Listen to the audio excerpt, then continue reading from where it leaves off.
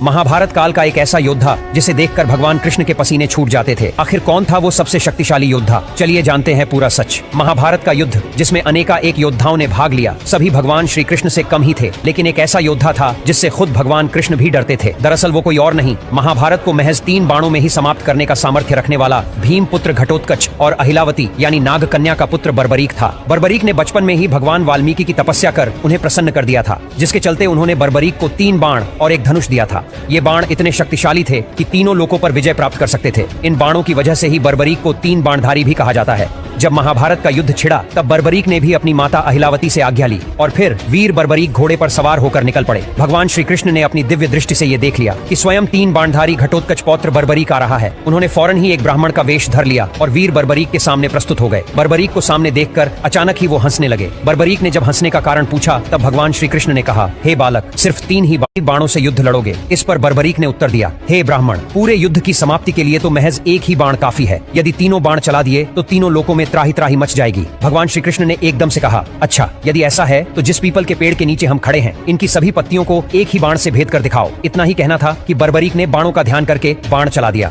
बाण क्षण भर में ही सभी पत्तों को भेद कर भगवान श्री कृष्ण के चरणों के पास मंडराने लगा। ये देखकर भगवान श्री कृष्ण भी एक पल के लिए चौंक गए कि आखिर ये तीर मेरे पैरों में क्यों मंडरा रहा है। दरअसल भगवान श्री कृष्ण ने पीपल का एक पत्ता चुपके से अपने पैरों के तलवों के नीचे दबा लिया था। इस पर बर्बरीक ने अनुरोध किया कि आप अपने पैर हटा लीजिए, अन्यथा आपको क्षति पहुंच सकती है, क्योंकि मैंने अपने बाणों को पत्तों को भेदने की आज्ञा दी है, न कि किसी के पैर को। उसी समय मानो जैसे आकाश में बिजली कड़क उठी हो। भगवान श्री कृष्ण स्वयं हैरान और परेशान हो गए। उन्होंने अपनी दिव्य दृष्टि से यह सब कुछ पता लगा लिया था कि वो हारने वाली सेना की तरफ से ही युद्ध लड़ेंगे। ऐसे में महान बर्बरीक का भगवान श्री कृष्ण शीश मांग लिया और उन्होंने भी हंसते हंसते अपना शीश एक ब्राह्मण को दान में